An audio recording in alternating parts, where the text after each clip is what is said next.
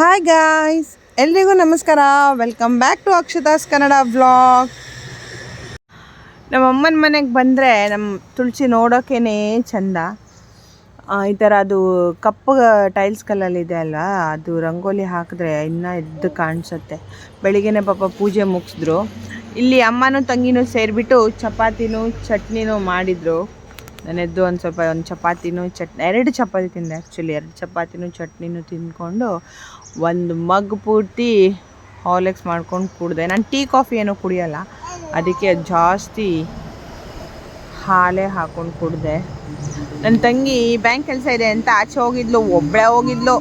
ನಾನು ಹೋಗೋಣ ಅಂತ ಅಂದ್ಕೊಂಡೆ, ಅಮ್ಮ ಬೇಡ, ಅಮಾವಾಸ್ಯೆ ಇತ್ತಲ್ವ ನಿನ್ನೆ, ಅದಕ್ಕೆ ಮಗು ಎತ್ಕೊಂಡು ಹೋಗೋದು ಬೇಡ ಅಂತಂದ್ರು. ಅದಕ್ಕೆ ನಾನು ಮನೇಲಿದ್ದೆ. ಅವಳು ಹೋಗ್ಬಿಟ್ಟು ಕೆಂಪು ಹರವೆ ತೊಗೊಂಬಂದಿದ್ಲು. ನಾನೇ ತರಕ್ಕೆ ಹೇಳಿದ್ದೆ, ಇಲ್ಲಿ ತಿನ್ನೋಣ ಅಂತ ಅಂದ್ಬಿಟ್ಟು.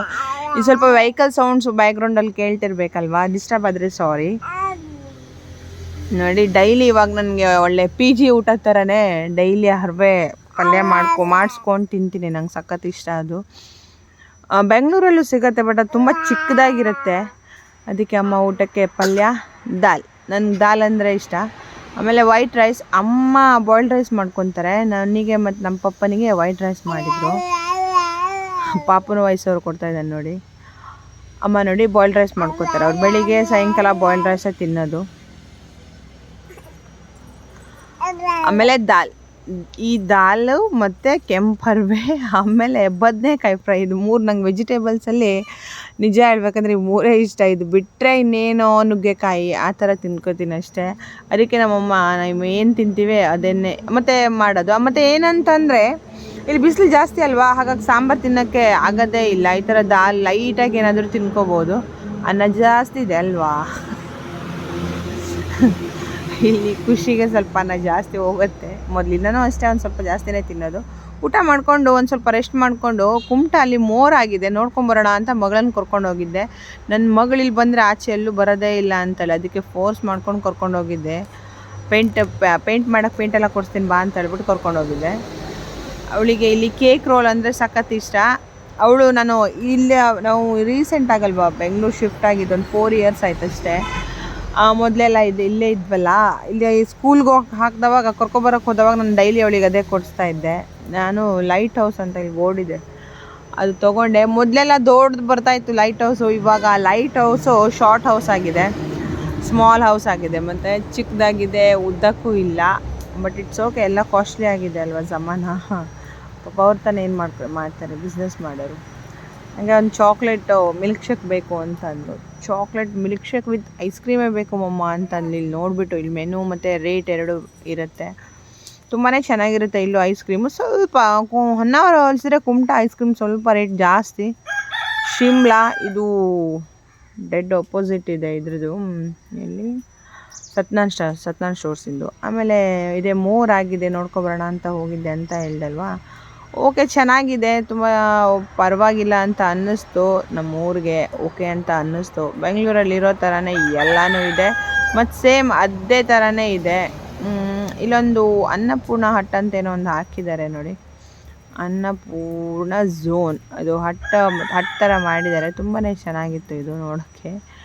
ನಂಗೆ ಶಾಕ್ ಆಯಿತು, ನಮ್ಮ ಕುಮಟಲ್ಲಿ ಈ ಥರ ಎಲ್ಲ ಡಿಸೈನ್ ಮಾಡಿ ಹಾಕಿದ್ದಾರೆ ಅಂತ. ಎಲ್ಲನೂ ಇದೆ. ಇದನ್ನು ಮಗಳು ತೊಗೊಂಡಿರೋದು ವೀಡಿಯೋಸು, ಅದಕ್ಕೆ ಝೂಮಲ್ಲಿ ತೊಗೊಂಡಿದ್ದಾಳೆ ಅವಳು. ಪೌಡರ್ಸ್ ಅಲ್ಲ, ಹೌದು ಮಗಳೇ ತೊಗೊಂಡಿರೋದು. ಎಲ್ಲನೂ ಇದೆ, ಪರವಾಗಿಲ್ಲ ಅಂತ ಅನ್ನಿಸ್ತು ನನಗೆ. ನಮ್ಮದಿಲ್ಲಿ ಏನೇ ಒಂದು ಹಾಕಿದ್ರು ಫಸ್ಟು ಜನ ಇಲ್ಲಿ ಇಂಟ್ರೆಸ್ಟಿಂದ ಹೋಗ್ತಾರೆ ಆಯಿತಾ, ಆಮೇಲೆ ಆ ಕಡೆ ಹೋಗೋದೇ ಇಲ್ಲ. ಇದೇ ಪ್ರಾಬ್ಲಮ್ ನಮ್ಮ ಕಡೆ.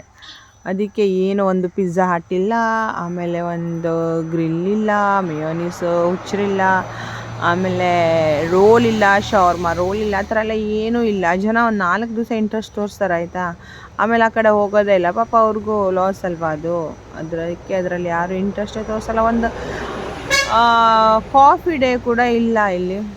ಬಟ್ ಇಟ್ಸ್ ಓಕೆ, ಯಾವಾಗ ಸುಧಾರಿಸ್ಕೊಳ್ಳುತ್ತೆ ನಮ್ಮೂರು ಅಂತ ನೋಡಬೇಕು. ಪರವಾಗಿಲ್ಲ ರೀ, ಮೂರು ತುಂಬ ಚೆನ್ನಾಗಿದೆ. ಕುಮಟಾದವ್ರು ಯಾರಾದರೂ ಇದ್ದರೆ ಹೋಗಿ ಶಾಪ್ ಮಾಡಿ. ರೀಸನಬಲ್ ಪ್ರೈಸಲ್ಲೂ ಇದೆ ಅಂತ ಅಂದ್ಕೋತೀನಿ. ನಾನು ಸ್ವಲ್ಪ ಶಾಪ್ ಮಾಡಿದೆ. ನಾನು ಪನ್ನೀರ್ಗಂತಲೇ ಹೋಗಿದ್ದು. ನಾನು ಪನ್ನೀರ್ ತೊಗೊಂಡೆ. ಹಂಗೆ ಅಲ್ಲಿಂದ ಬಂದ್ವಿ ನಾವು.